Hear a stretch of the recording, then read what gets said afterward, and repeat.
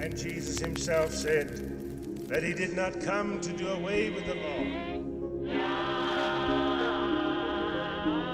God not take us out of this world if he does not want us to be contaminated by it. This is the Adventist Pilgrimage Podcast with your hosts, Michael Campbell and Greg Howell.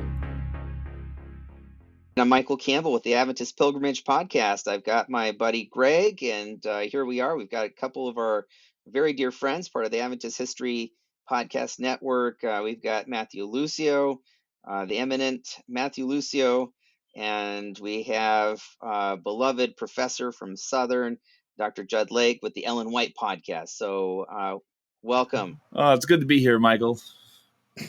Yep, good to be here. Great. Well, we're here because we're friends, fellow historians, fellow podcasters, and today we want to talk just a little bit about what seems a little bit unusual because we're historians. Historians are always talking about you have to always be objective, but we're also Adventists and care deeply about our history, about our faith, our community. And recently there's been a new podcast, and it really shouldn't surprise us because there's always been criticisms. There's critics of every movement, right?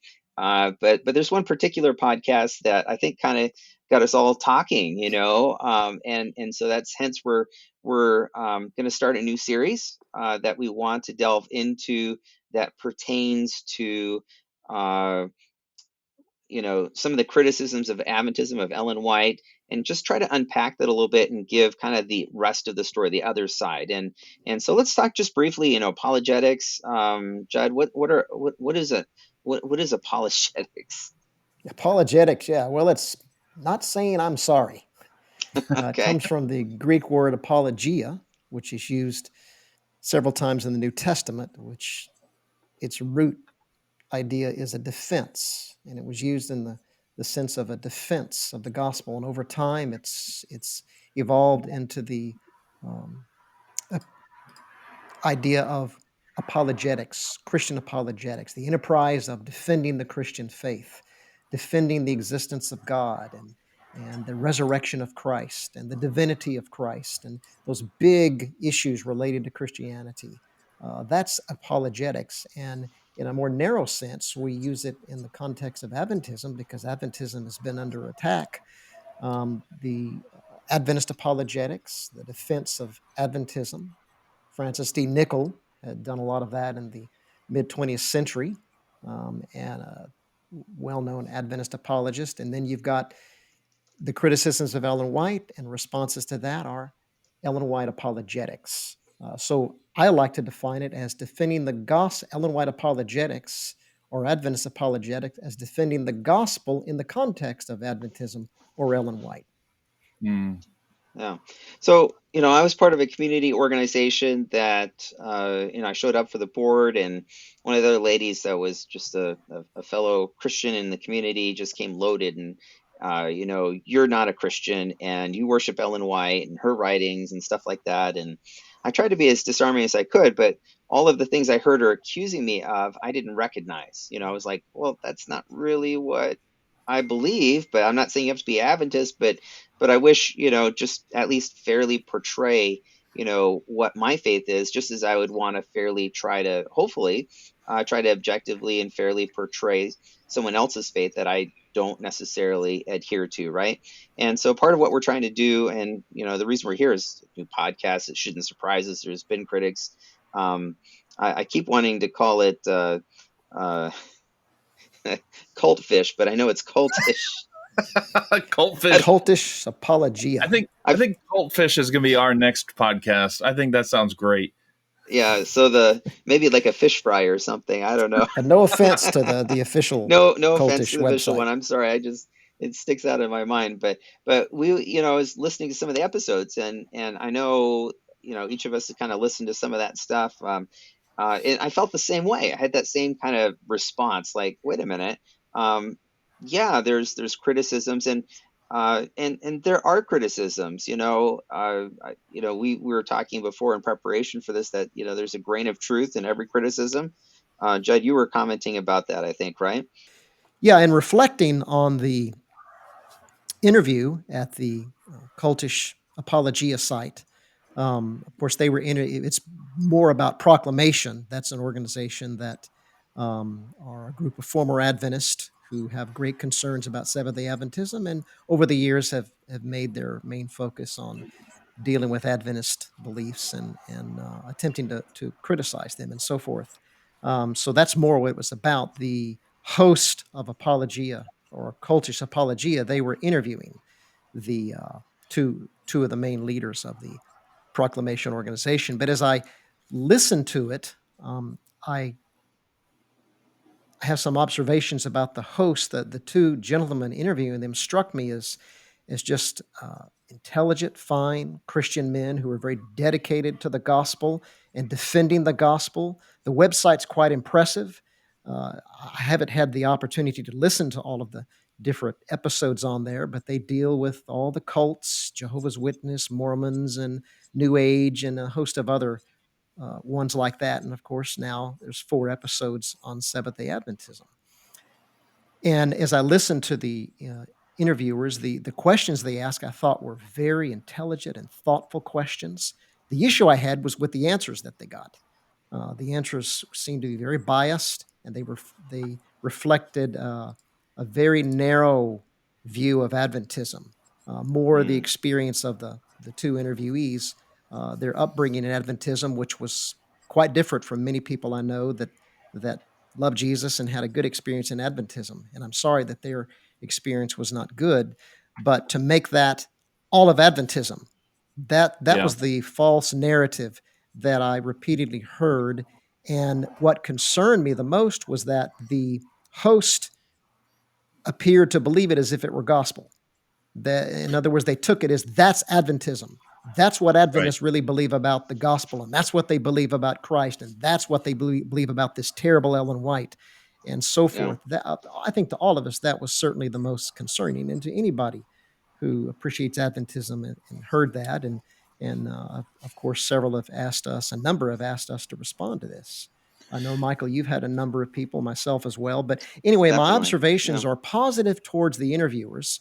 They seem to have come with a pre-understanding already, which didn't seem positive about Adventism. But at the same time, they were seeking earnest questions. And it's just what struck me, I suppose, the most was if that's all they did, I mean, they 4 episodes and they're done, and it was all interviewing these two individuals. That's one side. Did they consider interviewing actual experts in Adventism about Adventism, such as historians and theologians? That they only gave one side and didn't hear the other side. That's what I think obviously concerns all of us, and that's what we're about here, is to give the full picture. But let's be honest, because I think there's room for us to be mildly hypocritical here, because I think when we listen to the episodes about the Jehovah's Witnesses, we're not like, well, why didn't they get a Jehovah's Witness on there? Or when we listen to an episode about a Mormon, we don't say, well, why didn't they get more Mormons on there? Now, maybe they did. I don't know. I didn't listen to those episodes. But I think it's just a human I didn't either. thing that we're willing to kind of believe there's only one side of the story, so long as it's about somebody else. And then when it comes to us, we're like, well, why didn't they get a second opinion here? And as I was watching one of the episodes on YouTube, they were saying, Adventists are so deceptive. They'll say one thing publicly because they want to snow you, but they really don't mean what they say. And I'm thinking, boy, that's how some Adventists used to talk about Catholics. Now it's being used against us, and we think it's unfair. I can also tell you that would take a And I said earlier, that would take a massively unified effort on our part to consistently do that, and I don't think we could pull it off. People. We're not all that good at deceiving. Yeah. Yeah, that's the great. And that's the great irony. Something I mentioned before in our conversation is that I believe that there's a core of truth in every criticism.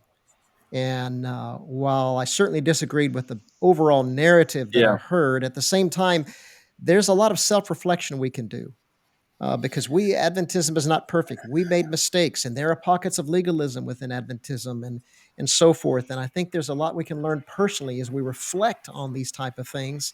as you said, and not be hypocritical. Yeah, because to me, the truth is that the criticisms they have and the feeling that they had that they escaped something that was negative and didn't truly contribute to an experience of the gospel, I feel, and maybe that's because I'm still part of the organization, but I feel mildly responsible for that, and I feel bad that is the experience of Adventism they had. And that is probably why I would want to stay in Adventism, because I want to help fix those kinds of problems. Oh, okay. That's good. Michael, you had something you wanted to chip in with?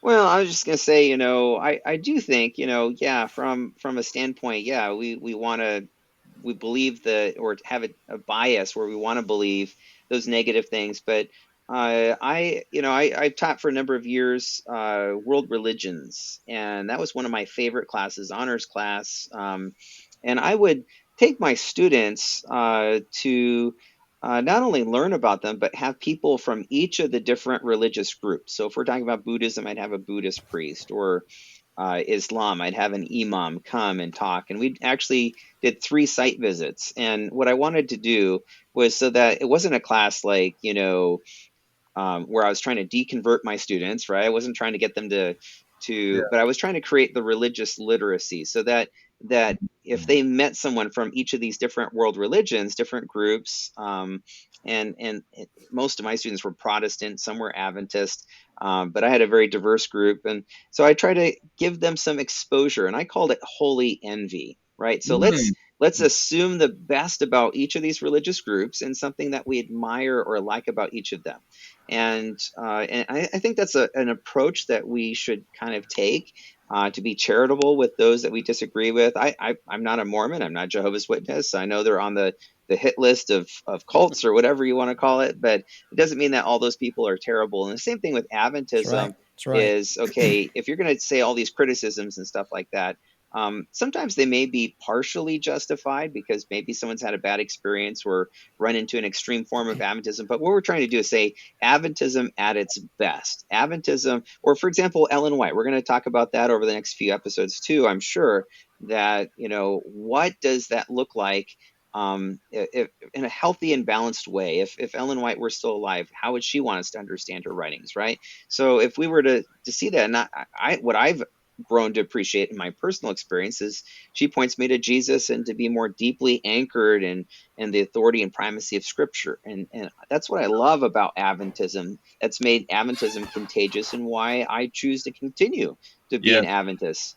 I'm not perfect. Adventism's not perfect, but is there another side of the story? That's what this podcast is trying to do, is kind of show, hey, there's another side. And like you guys were talking about before, there's a lot of people asking questions like, there's all these things that are going on or they're being said. Is there resources? So instead of taking my word for it, or any of us that are on this podcast episode, right, not taking our word for it, go study for yourself. And part of what we want to do is we want to talk about some of those criticisms. How do Adventists understand or deal with them? And what I hope we'll do is also point people to some key resources. Okay, you want to do that deep dive on whatever XYZ as we talk. We're not going to do that in this first episode. We're just kind of getting warmed up. But hey, here's more information. Here's the rest of the story, so that hopefully you can see that there's not only just the critics and the criticisms, but here's how, albeit sometimes imperfectly, but here's how Adventists understand and approach these kinds of topics. And I think Michael, it's not just we've been using this language like there's another side of the story, but the reality is sometimes I feel like these critiques are like critiques of 1950s Adventism. I mean, Adventists today just published an article that asked whether Ellen White was an alcoholic. I mean, oh my goodness. The way that sometimes these people, I don't want to go there right now. That's a whole different. You just opened that can of worms, Matthew. I'm going to go talk to my therapist about that. But, my point is this would be inconceivable that this would get published and see the light of day in the 1950s, 60s. Right? Yeah. I mean, just inconceivable. It wasn't what people are talking about. Yeah. No, and even kind of more progressive members were not going to be daring to voice that publicly.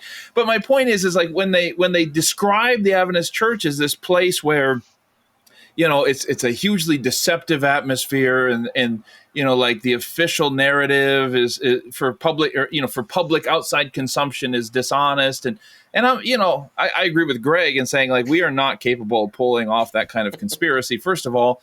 Second of all, like, are you aware of what's going on in Adventism today? Like, do you honestly think the General Conference, for all their good intentions, has a monopoly on how Adventist views get out there? Like, are you not aware of the diversity of views within Adventism? And I just feel like they're having a conversation with an Adventist church that doesn't exist anymore. And that we have this control on people's lives like a cult. Right. And persecute them if they leave, and tell them what to believe, and have absolute control. The bites that was mentioned in there, that's where people are shaking their heads and say, that's not the Adventism I knew. Now, admittedly, there may be homes, families where you have that type of control. And maybe there are groups, and I'm sure there are. In fact, I can verify. I know that there are churches, some smaller churches that exercise that type of control. But here's the big issue. That's not the whole. That's not the whole. That's only a small part. And what the interviewees did is paint the part as the whole. And that's the problem. As a pastor, I was never able to control what my members believed. Never. That's for sure. The NLP didn't work. I wasn't good enough at it because everybody wanted to believe anything, and I was constantly putting out those fires. It did not work. Somebody didn't give that to me. Yeah, if only pastors knew how to really do that. I'm gonna get you a T-shirt, Greg. Be like, I wish we were a cult. I could have used some of those skills at various controversies in my time. But I mean, this brings up this. Here's my chief problem, and it has, I know we'll get in future episodes to specific claims and accusations. But my biggest problem, it's something I've dealt with in YouTube videos from my church and elsewhere, is this word cult. I've said it in the episodes we did on the Questions on Doctrine, the 7 episodes we did for the Adventist History Podcast, and I'll say it again. I think this is a problematic word, because it has whatever meaning somebody wants to attribute to it, and it can be used to club somebody over the head or a group of people over the head. And so basically I can define it however I want, and then it has it's universally loathed. Like nobody wants to belong to a cult. There's no good way to put a spin on being a member of a cult. And so I can give it whatever meaning I want, and then stick that label on somebody and then denounce them. And I just, like, it's not a biblical term. It's not a term that has kind of any inherent agreed upon meaning. Like we generally associate it with maybe a charismatic leader who exerts a toxic level of control over their followers. But if that's the meaning that we mean by cult, then it certainly doesn't apply to Adventists. Not in any grand scale. Especially in the classic definition of a cult by evangelicals, is that someone who rejects the salvific work of Jesus Christ and rejects his divinity and his personhood, who he is, his eternal nature, and so forth. And that does not apply to Adventism as a whole, or Adventism in its theological history. Right, and I think that's debatable. I know, but if you really do the research, it doesn't.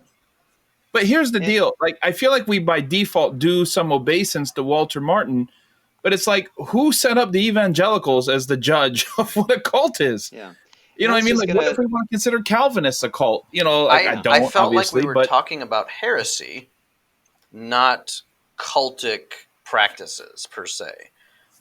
There's heretical forms, but that's based on who gets to call heresy.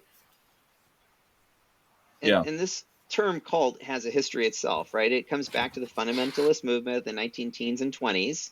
And what they were trying to do is react and respond to the modernists who were undermining the veracity of miracles and the authority of Scripture and the reality of the atonement of Jesus Christ and all of those things, right? So they're fighting against on one side, but then they're also kind of setting boundaries and saying, well, you Mormons aren't part of us because you don't believe Scripture the same way we do. And so it's beginning to exclude certain groups because here's who's in, who's safe, and here's who's out, right?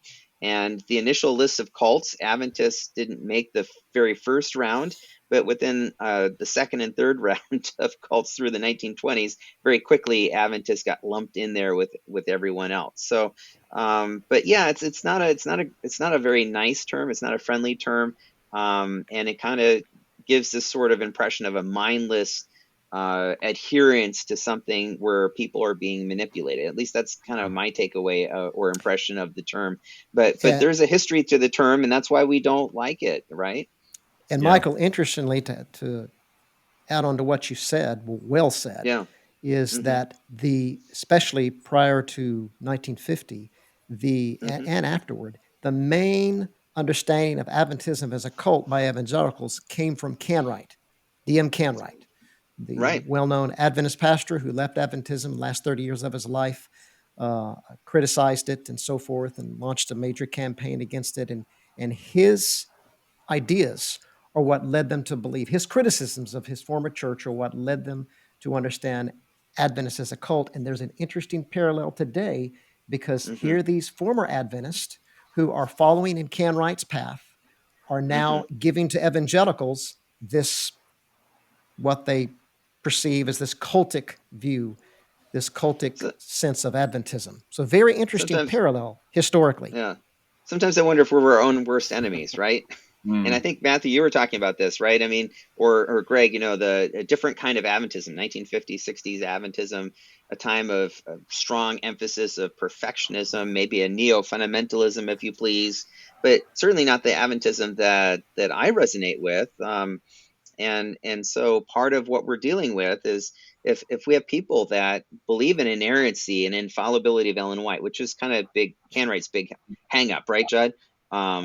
And so if he kind of has if people go from one extreme of viewing her on a pedestal and that sort of thing, and then kind of swing to the opposite and then just kind of reject her completely. And part of what I think we're trying to do in this podcast over the next couple episodes shows there's maybe a mediating approach that isn't quite so extreme. But there does seem to be this pattern in critics where it seems that they were exposed for whatever reason, for good or ill, to maybe a very different form of Adventism than I'm familiar with that might have elevated Ellen White in a pedestal or seen her as inerrant and infallible. And unfortunately, that's just not the Adventism that I know or want to espouse, even though I will acknowledge that there are people that misuse and abuse her writings, right? Sure. Yeah. Sure.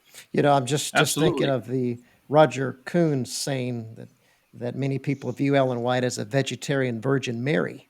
But when they do that, that's the extreme, and the tendency is to swing back to the other side of the pendulum from a vegetarian Virgin Mary to a vegetarian Satanic Mary. Oh, and mercy! That's what you heard have it from with, Dr. Lake first. And there is the real Ellen White of history is very different from what we heard on this podcast, and is somewhere in the middle. It is of far all religious from those movements. Extremes. People will elevate a leader and put them on a pedestal, and there are these sort of patterns that can happen historiographically too, if I'm hearing you right. Yeah, for sure. And I think that there's something that I don't know that listeners who are not Adventists will be able to appreciate, but we're surrounded by a Christian culture in America that has been dominated by evangelicals for many decades now, and before them, some fundamentalists as well. And there's something uniquely frustrating when the more dominant strains of Christianity kind of pick on you. And I'm not saying that there aren't things to pick on in Adventism or Jehovah's Witnesses or Mormons or any other group. But I think when you have a whole ministry dedicated to picking on those things, A, you can end up having a blind spot to things in your own camp. And B, it's kind of hard because if you're in one of those minority Christian groups, you can't really answer back because they have the bully pulpit. I am thankful that we have podcasts now and YouTube, and it kind of can level the playing field a little bit. So to me, this is an opportunity not to kind of return fire or get revenge. It's not about any of that stuff. It's just, hey, I think we've been misunderstood. And you guys have had such a big megaphone for so many years that it's good to hear from us, from people who I think you guys are sane. They're sane Adventists. Matthew. You're welcome. Try to be. Don't talk to my former churches, but I appreciate that. Aspiring cult leader there, Greg Howell. I think you guys are sane, and I think I understand people are going to look and say, well, they're Adventists, and I think all of us are employed by the church in some way, shape, or form. So they're going to say, well, they're biased. Well, so are people who leave the church, right? I mean, Exactly. There's Exactly. bias everywhere. It doesn't mean you're discredited. It does mean you should take this with a little bit of a grain of salt. An ex-Adventist it may have a little bit of an axe to grind. A presently employed by the church Adventist may be a little more sympathetic to the church. Those are the biases that we live and work with. It doesn't mean that you shouldn't listen to either side, because then who are you going to listen to? So anyways, I'm glad that we have an opportunity to present what I hope is a more accurate look at Adventism from people who are on the inside and who are reasonable people. I hope so. I'm going to quote you on that, Matthew. What, that you're saying? Yeah. And a good way forward would be to really give our answers to some of the questions that the host asked of the interviewees absolutely. in that podcast. And how would we answer those questions? They were, as I said before, they were good, thoughtful questions. And how would we respond and provide another side? I love it. And then point people to resources, right? So don't just take our word Absolutely. for it, but hey, here's something. If you're really concerned about this particular issue, here's a article or book or whatever, so you can investigate for yourself. So Anyways, the funny thing about all of this stuff, from fundamentalism to questions in doctrine to today, is we actually have a lot in common with evangelicals. But sometimes I feel like the dialogue can get rather, unfortunately, heated, and there's a lot of misunderstandings and stuff. And maybe that comes because we are so close. But hey, if the people from Cultish or fans of Cultish are listening, it's not that there's a beef with evangelicals. I think with the advent of this secular age, as Charles Taylor calls it, we actually have a lot of common causes here in terms of promoting Christian literacy in society. We want to see healthy churches. We lament shrinking churches. We want to see Jesus be known in this society. Absolutely. And, we have a lot in common here. And we want to see people saved in a saving relationship with Jesus Christ. We do. And what I hope is that we'll, in a contagious way, show some people some holy envy. Not that you have to become Adventist, but just like I was trying to teach my students to increase their religious literacy so they could see a mosque and say in the Islamic faith and say, I really admire how dedicated they are to prayer, right? I mean, that was one of my takeaways. I wasn't trying to become a Muslim, or I wasn't trying to have my students, but just to have a literacy. And what I hope by people listening to this is that they'd have a little holy envy, not that we're trying to convert anyone that's listening, but just to say, hey, Adventists really, their emphasis on health is really significant. They tend to live longer, and that's really cool. That's something I can really admire and appreciate. And so hopefully we can introduce a different side of Adventism, Adventism at its best, as I like to say, but in a way that can be capable of a little bit of holy envy, so you can see there's more to the story, and see Adventism, those sides that are admirable, and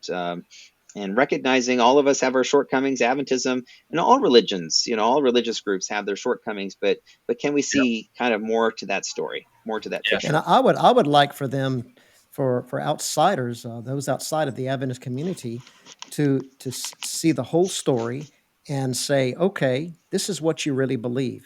I think that we have some things in common. However, there's a number of things I completely disagree with you on. But as long as they know what they're disagreeing with, that this is what we really believe, and then they say, okay, I don't agree with that, but you know what? Your health message, as you just said, Michael, and other things, You guys have some really positives, and I can respect Adventist, even though I don't agree with Adventist. That to me would be respectful. You basically want them to come to the conclusion that Walter Martin did. Pretty much. But if you listen to the last two podcasts episodes of the podcast, where the focus is Adventism occult. There's two parts on that after the earlier two parts on the Ellen White and the Millerites, and that's where they deal with Walter Martin. And the sense you get is that the proclamation people are trying to change Walter Martin's conclusion. In other words, undermine Walter Martin's conclusion. He had it wrong that Adventists were Christian. But what Walter Martin, you're exactly right. Walter Martin disagreed with Adventists, but he respected Ellen White. That's he respected Adventists as Christians. And that, I think, that's been a good thing throughout the latter part of the 20th century to now. Although I tell you what, if evangelicals continue to listen to this one-sided version of the proclamation, it is going to reverse that. And that would be unfair. And that's why we need to speak out. Yeah. Love it. Love it. Well, I think we've covered a great introduction to what we're hoping to do over the next couple episodes, and we're going to be delving a little bit deeper. So I just want to thank our listeners for joining us as we just kind of begin, and we're going to and we look for some feedback. Leave some comments online. We'd love to know what you're thinking as we delve through this. So thank you for listening and joining us for this special, I don't know what we're going to call this, Adventist Pilgrimage, Adventist History Podcast bonus, Ellen White podcast, but the family network of Adventist History Podcast, that we can spend a little bit of time having this little round robin table as we kick off this little mini series on Adventist, I guess apologetics, for lack of a better term, as we try to. I vote we call it the Grand Council of Apologetics. That's right. All right. Well, I'm glad we didn't go to any other Grand Councils. So. Anyways, thanks for joining us and listening. All right. This is going to be fun, guys. And Jesus himself said that he did not come to do away with the law. He does not take us out of this world if he does not want us to be contaminated by it.